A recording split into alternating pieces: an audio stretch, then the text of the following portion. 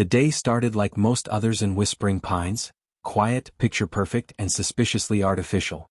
Rows of pristine houses stretched out beneath the July sun, lawns identical down to the inch, flowers manicured to corporate standards. On the surface it was suburban heaven. But beneath the polished surface something rotted. I'd never wanted to live in an HOA-governed neighborhood. I made that mistake once in Arizona, and after a brutal legal war over the color of my mailbox and whether my truck could be parked outside for 6 minutes too long, I swore off them for good. But when my uncle passed and left me this vast rural property, 400 acres just outside the HOA boundary, I thought I was safe. My homestead, nestled near the edge of the forest, wasn't under their jurisdiction. I didn't need their permission to build.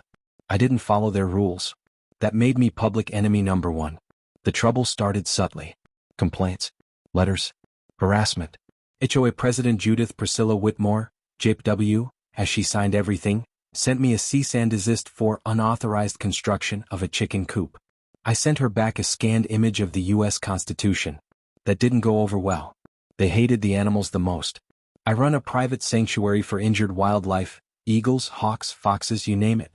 The eagles especially made the HOA furious. Predatory, they said. Loud. Dangerous. I didn't care. I had licenses, permits. The state even awarded me for my conservation work. But HOA Karens don't care about awards unless they're handed out at a bake sale. Then one morning I heard it, the faint whirring above my barn. It wasn't a plane. It wasn't a bird. It was a drone. At first I thought it might be some kid's toy, but it didn't behave like a toy. It hovered. It tracked. It followed me around the pasture like a ghost made of wires. I waved my hand at it and it just backed up and kept filming. I followed it through the tree line until it zipped off toward the HOA neighborhood like a retreating spy. Later that evening I checked my security footage. The drone had entered through the tree canopy, stealthy, high-tech, quiet. Not something a kid would be playing with. This was a reconnaissance-grade drone. HD camera. Infrared sensors. I started asking around. A friend of mine, Max, who works in private security, confirmed it. That's a commercial-grade surveillance drone. You can buy them, but they cost thousands. Whoever sent that wasn't playing games. I knew it was the HOA. A week later, I decided to attend one of their open forums. I didn't need to, but I wanted to confront them directly. The community center smelled like cinnamon, fake plastic plants lined the walls, and Judith Priscilla Whitmore stood at the head of the table like a queen ready for war. She didn't flinch when she saw me walk in. "Oh look," she sneered, "the Birdman has graced us." The board snickered. "I'll get straight to the point," I said. "You've been sending drones onto private property. That's a violation of FAA regulations and personal privacy laws." Judith's lips curled upward. "Prove it." "I have video," I replied calmly. "And I've already contacted a lawyer." The room shifted. Someone coughed. Judith's eyes narrowed. "You harbor wild animals that endanger the neighborhood," she said slowly, clearly rehearsed. "We have every right to observe what threatens our community. You don't have jurisdiction over my land." Her face twitched. "Not yet." Within days the drones doubled. This time they flew lower. Braver. One buzzed over my barn while I was feeding the eagles. Another hovered outside my cabin's kitchen window, peering inside like a mechanical peeping Tom. Enough was enough. I took the matter to the sheriff. He was sympathetic but unhelpful. "They're not armed.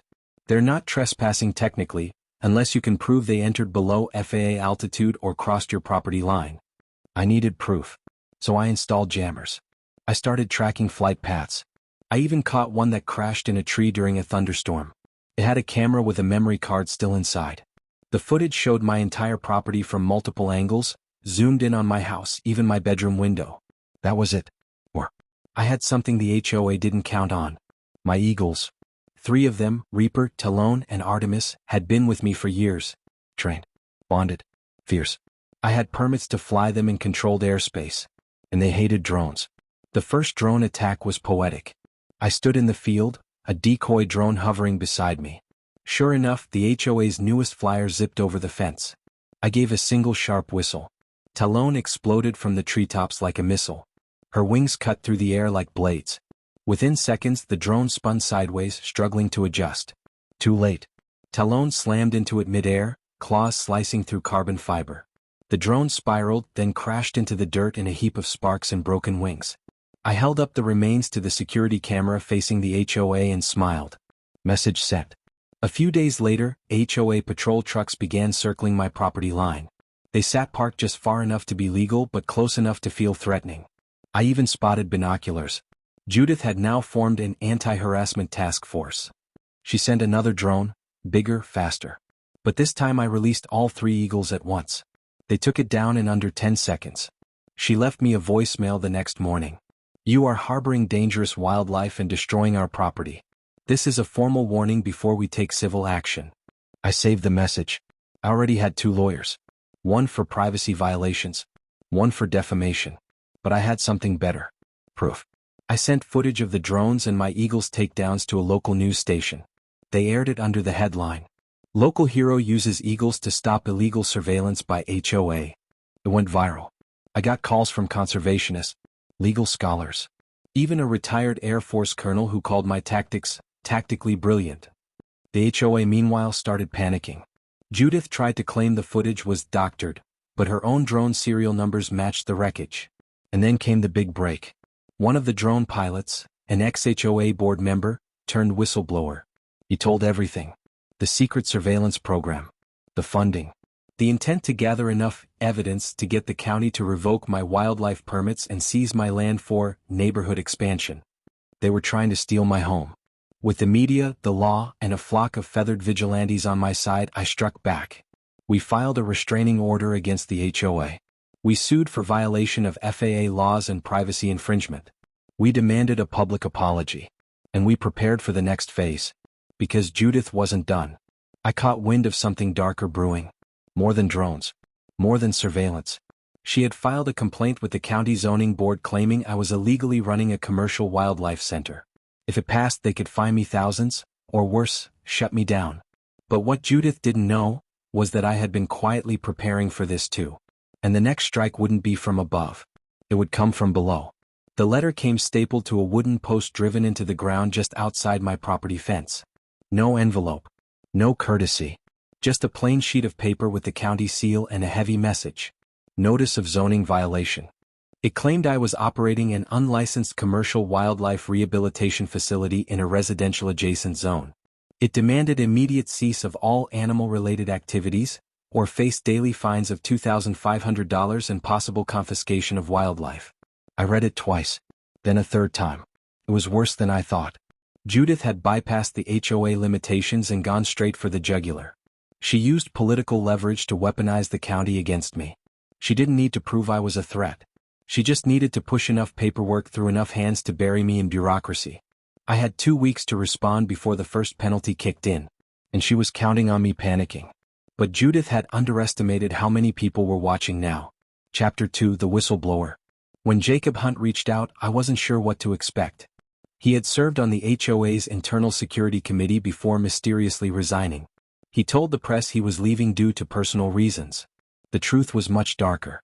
Jacob met me in a coffee shop on the outskirts of town, far from the HOA's reach.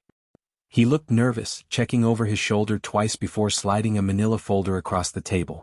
"You didn't get this from me," he said. Inside the folder were minutes from HOA board meetings, emails between Judith and private contractors, drone purchase receipts, and surveillance maps. One document included a step-by-step plan titled Strategic Pressure Timeline, Phase 2. My name was at the top.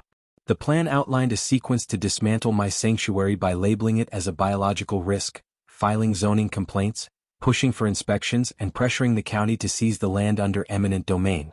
"She thinks she can take your land and fold it into HOA jurisdiction," Jacob said. "If she gets the county to condemn it, she can offer to manage it as community green space." That was her endgame. Steal my land. Erase me. Chapter 3: Legal Fire. I handed the documents over to my attorney, a fierce woman named Monica Vaughn who'd made her reputation suing corrupt developers. She barely blinked when she read through the file. This is conspiracy and abuse of authority. But she's clever. She's using just enough legal cover to look legitimate on paper. Monica filed a countersuit before the week ended. We accused the HOA of harassment, illegal surveillance, defamation, and conspiracy to deprive me of property. She submitted video footage, the whistleblower's affidavit, and the drone wreckage with serial numbers. Meanwhile, I doubled security. Trail cameras. Fences. Motion detectors. I couldn't risk sabotage. But it was already too late. Chapter 4, The Night the Barn Burned. It happened at 3:43 a.m. on a Tuesday. I woke up to the sound of Artemis screeching, loud enough to shake my walls. I ran outside barefoot, the cold ground shocking me into full awareness. Flames curled from the east side of the barn. I didn't think. I sprinted for the hose, yanked it from its coil, and sprayed down the dry wooden frame as thick smoke poured into the air. I shouted for Reaper and Talon, both still in their aviary enclosure, wings thrashing in confusion. By the time the fire department arrived, half the barn was gone. They said it was likely an electrical issue. Faulty wiring. But I knew better. Earlier that evening I had locked the circuit breakers.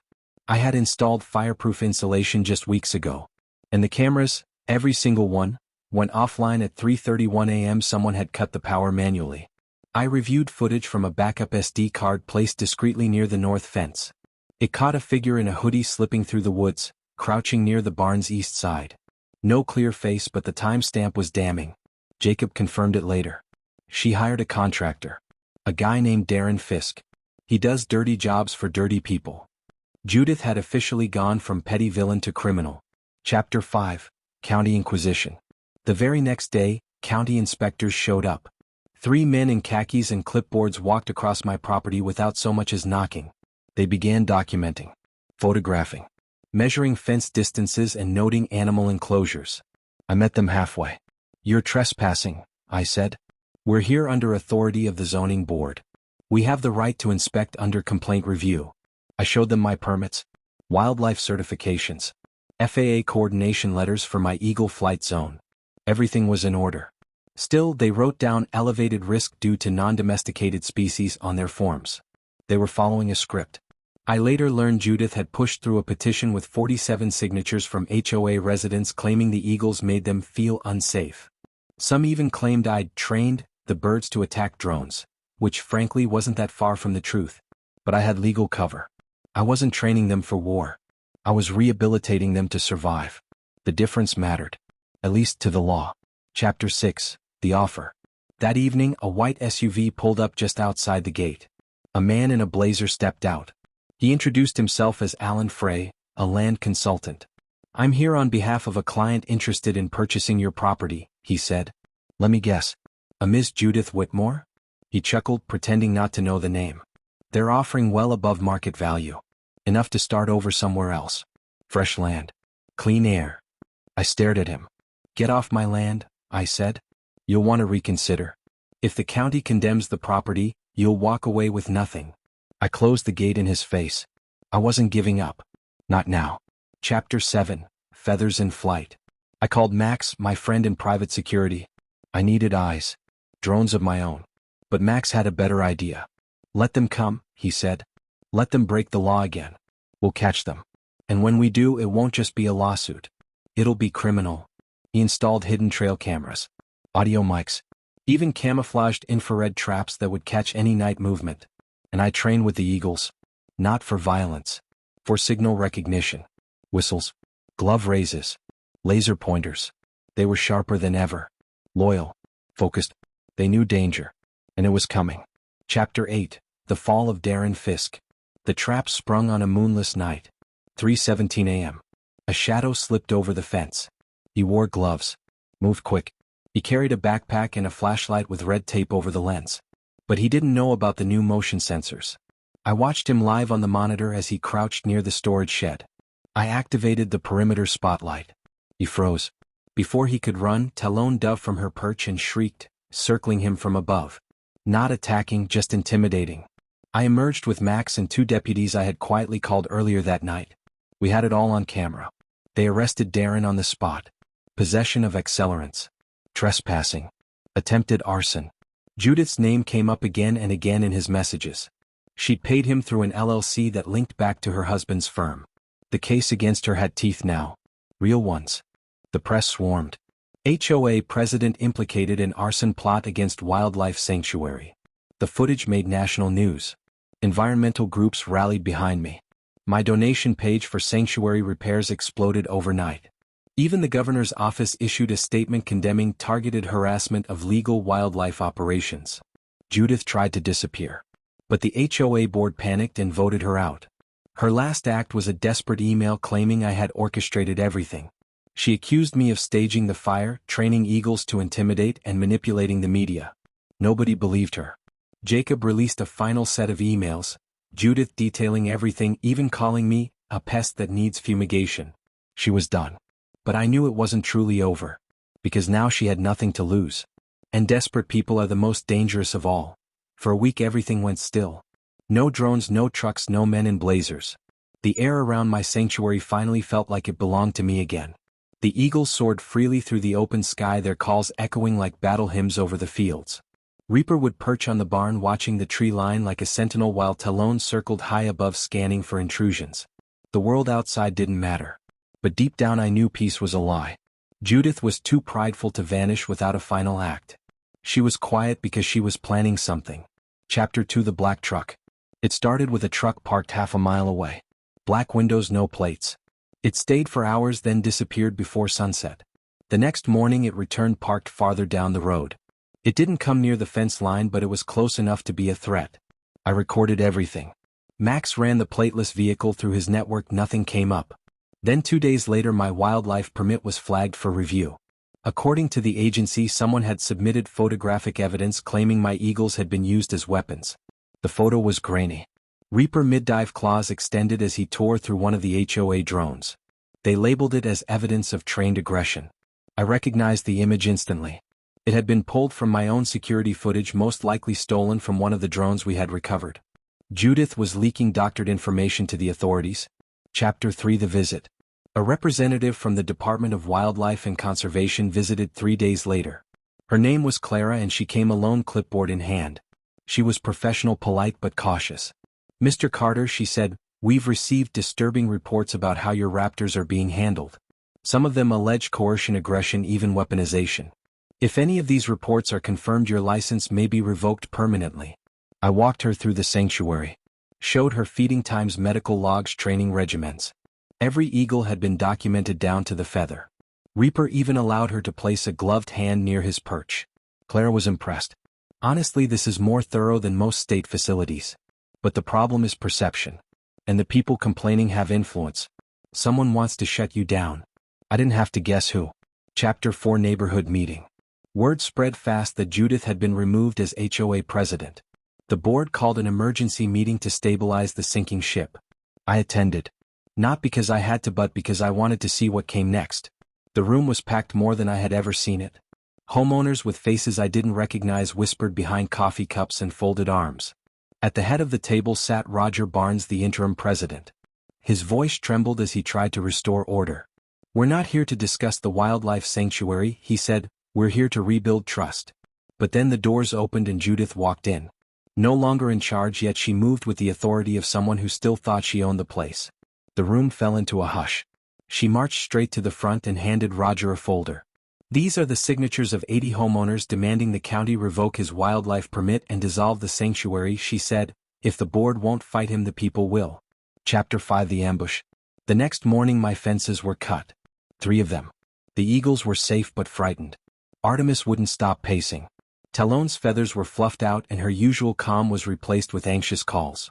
Reaper stayed close to the barn, glaring toward the southern treeline. We reviewed the camera footage. 2 men in masks slipped through just before dawn, one carrying bolt cutters, the other a flare. But they didn't set a fire this time. They opened 3 enclosures then ran. I found the flare half lit beneath a pile of hay.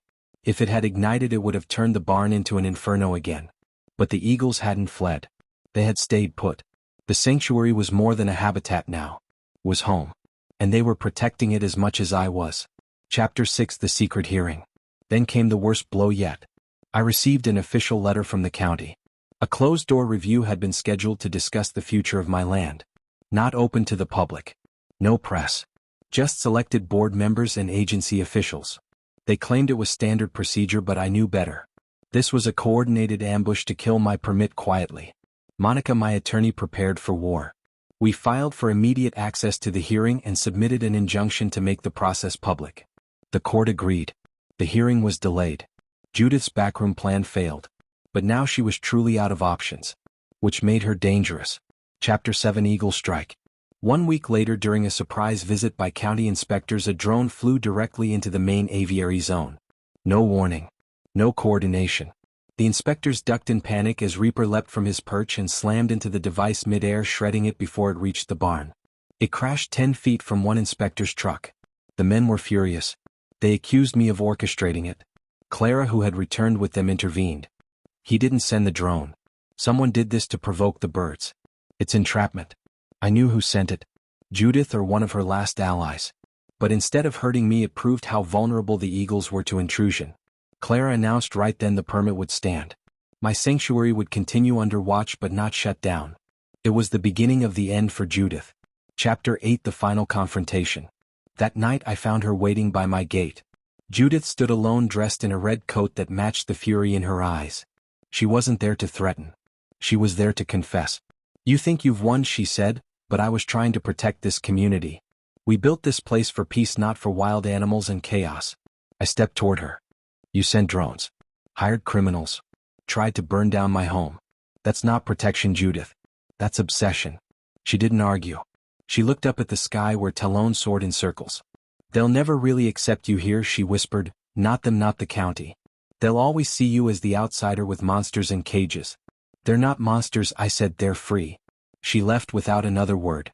The next morning she was arrested for conspiracy and obstruction, tied directly to Darren Fisk's confession and the hacked drone footage. Chapter 9: Healing. The community slowly began to shift. Some residents brought over supplies to help repair the fence. A few donated to the sanctuary anonymously. Clara recommended the sanctuary for a National Rehabilitation Award. Jacob opened a blog exposing HOA overreach across the country, using my story as the center point. And the eagles flew. They circled every day above the property, watching, guarding, living. Judith's empire crumbled. Her assets frozen. Her name cursed in HOA circles nationwide. My land had been spared, my animals protected, but more than that, the truth had won. But something told me this wasn't the last time someone would try to take what didn't belong to them. Because when people look up and see freedom soaring, they either find peace, or they try to shoot it down. Judith Whitmore was behind bars, but the scars she left behind were slow to fade. Even after the county confirmed the sanctuary's legal standing, even after donations helped rebuild the barn and secure new fencing, even after Clara's office sent a letter of support for renewal of my long-term permit, the air around Whispering Pines still felt heavy. People waved at me now, but the smiles were brittle, as if caught between guilt and habit. I had become something they didn't understand. Not quite neighbor, not quite enemy. Something in between. But I didn't mind. The eagles were flying again. Talon had a full recovery after her last midair dive. Reaper had started taking to the sky in wider circles, often drifting near the HOA boundary. He didn't trust quiet. Neither did I. Chapter 2: Black Suits and Cold Greetings. It began with a call from Clara. "You're getting an inspection from the U.S. Fish and Wildlife Service," she said. "They're sending a federal unit to review all raptor handling and licensing." It wasn't scheduled through us. "Who sent the request?" I asked. She hesitated. "Someone from the State Developers Council filed a grievance. It's connected to a firm pushing for rezoning along the HOA perimeter. Same names Judith had dealings with." The game had escalated. Chapter 3: Federal Hands. The team arrived with 4 agents dressed in black windbreakers, driving 2 SUVs and carrying clipboards and body cams. Their lead agent introduced herself as Marla Torres, direct federal authority under the Migratory Bird Treaty Act. She was tall, lean, with an expression that had no patience for charm or delay. "We've received reports that you've used rehabilitated birds of prey in ways inconsistent with federal wildlife law," she said, "including but not limited to coercion, aggression, and intentional use against civilian technology." "I've done nothing illegal," I said. "My records are clean. The birds are under full observation. Everything's documented. You'll understand if we don't take your word for it." They began their inspection. Every enclosure was checked. Every logbook reviewed. They even demanded to see my camera footage for the past 60 days. I gave them everything. Chapter 4: Suspicion in the Wind. As the inspection dragged into its 3rd day, something shifted. Marla stopped asking questions and began making observations like statements. 3 large aviaries this close to a suburban zone is unusual. You house eagles with strong territorial instincts within half a mile of school routes. Your flight paths are uncontrolled over civilian space. It wasn't about the sanctuary anymore. They were building a case not on what had happened but on what might happen. They weren't here to investigate. They were here to justify seizure. Max confirmed it later that night. One of those agents used to work with the Bickford Group. They're the developers who wanted to turn that forest land north of your property into a luxury complex. The sanctuary stands in their way. If it's deemed a risk or non-compliant, they can push for forced relocation. Judith had started the fire. But now the real estate sharks had picked up her torch. Chapter 5 Warning from the Sky. At dawn, Reaper began acting strange. He refused to take to the sky. He stood near the main post, feathers flared, eyes locked on the edge of the forest. I followed his line of sight and found it. A new drone. Sleeker, faster, quieter. But this one wasn't coming from the HOA. It had no markings, no visible light. I filmed it. It hovered for 5 minutes, then vanished. An hour later, the agents returned. Marla handed me a notice. Due to ongoing safety concerns and potential flight interference, the department is considering temporary seizure of your raptors pending final review. You're taking the birds. We're protecting them. And the public. I didn't say anything. I just stared at her. She avoided my eyes. Chapter 6 Claws and Evidence. That night I met with Clara, Monica, and Max. We laid it all out. The drone footage, the federal overreach, the false reports submitted to trigger the inspection. Monica made her call to an investigative reporter she had worked with before, someone willing to go public with federal intimidation stories. We uploaded the drone footage, the inspection dialogue, and a summary of the real estate rezoning plan to an encrypted folder and sent it to 3 different media contacts. Then we waited. Chapter 7 Feathers on Camera. 2 days later, the birds were taken. A government transport truck arrived with 6 agents. No press, no warning. I refused to sign the release forms. They took the birds anyway. Talon tried to resist. She scratched one of the crates and screeched until her voice cracked. Reaper remained still, but his eyes followed every movement like he understood what was happening. They loaded them into containment units and drove away. I stood in silence, watching the dust rise from the wheels. Chapter 8 The Storm Hits. It didn't take long. The news broke within 12 hours. Private sanctuary raided by federal agents over developer complaint. Eagles seized in controversial move linked to land grab scheme. Public uproar over government confiscation of protected wildlife. Clips of Reaper diving against drones went viral again. Environmental lawyers came out of the woodwork. Politicians began asking questions. Federal offices were flooded with protest calls. The hashtags began trending. Hashtag free the Eagles. Hashtag stop the seizure. Hashtag land not for sale. Then Clara got a call. The governor's office wanted a full review. Chapter 9 The Return. 4 days later, the agents returned. But this time they weren't in charge. An official from the State Conservation Board had ordered the immediate return of all seized raptors. The complaints were dismissed as unfounded. The inspection was ruled biased due to conflicts of interest. Reaper, Talon, Artemis, and the others were brought back. They emerged from the truck silent but intact. Talon flew first, circling above the barn before landing on the post where it had all started. The wind returned to the land. The air felt clean again. Chapter 10 Legacy and Threat. The developers backed off for now. The HOA board dissolved the Internal Security Committee. Judith's name became a warning. Her house went up for sale, listed at 1/3 of its original value. But I stayed vigilant. I knew there would always be people who saw land as numbers and wildlife as obstacles. But I also knew something else. That when the sky turns quiet and the trees still and the world forgets to look up, the eagles will still fly. And they will remember. 3 weeks after the birds returned, I received a letter with a golden seal at the top and no return address. It was an invitation to testify before a congressional subcommittee focused on land use abuse and federal overreach. My story had gone national. My footage had been shared in hearings about surveillance law, wildlife protection, and real estate corruption.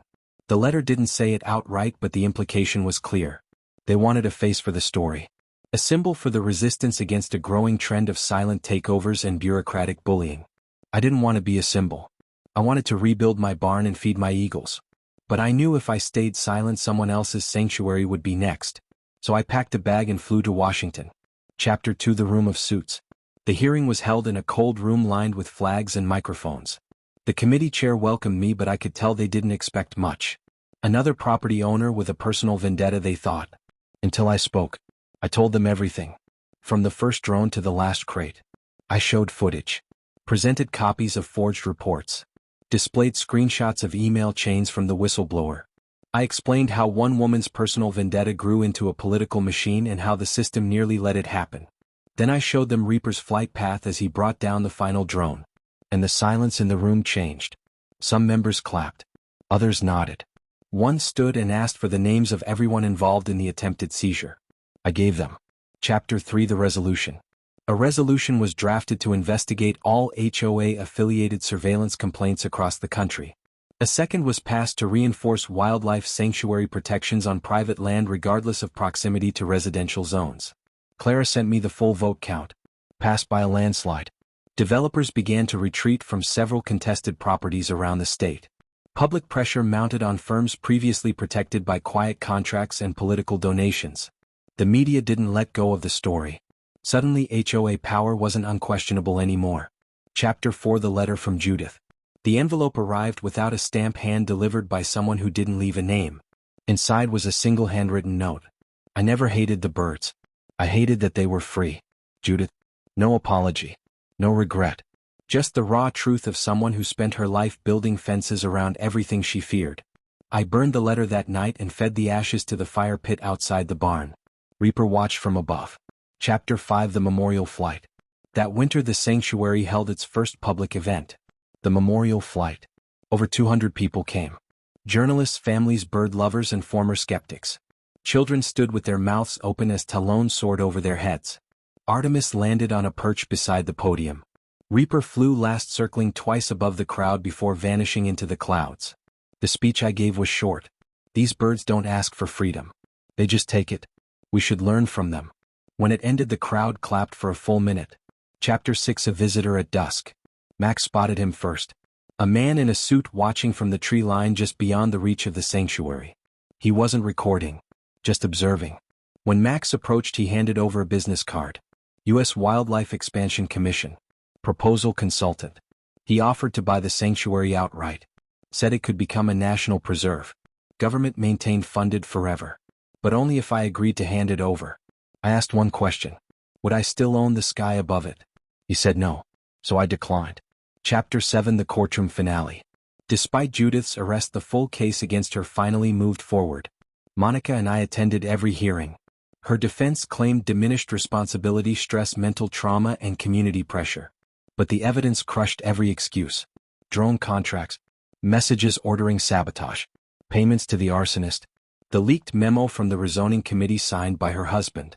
Judith was found guilty of conspiracy, harassment, destruction of property, and fraud. She was sentenced to 12 years in federal prison. She didn't look at me as she was taken away, but I watched her. She never learned to look up. Chapter 8: The Landline.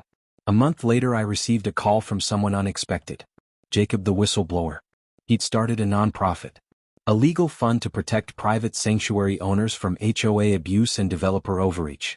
He wanted me to be on the advisory board. Said my story helped hundreds of others come forward. I agreed. We called it Skybound. Chapter 9: The Legacy. 5 years later the sanctuary still stands. The barn is stronger than ever. The trees have grown taller. New birds arrive each year, some hurt, some lost, some barely clinging to life. We help them all. Talon had 3 chicks. Reaper still flies the widest arcs. Artemis leads the younger ones across the lake every morning. People visit now. Schools bring students. Journalists stop by. A documentary crew filmed a feature called Wings Against the Wire and it won 3 awards. But more than that, people remember. They remember that a man on the edge of town stood up to machines that tried to control the sky. And won. Chapter 10: Final Flight. Sometimes when the wind is right and the sun breaks over the tree line, Reaper rises alone into the morning air. He doesn't circle. He just climbs. Higher and higher until he vanishes into the clouds. And I smile because I know. Up there beyond the reach of permits, fences, papers, and drones. He's free. And no one will ever take that away again. If you enjoyed watching eagles take down spy drones and standing up to corrupt HOAs, don't forget to hit that like button. Subscribe for more insane real-life drama. And let me know in the comments what you would have done if drones were spying on you. This is just the beginning.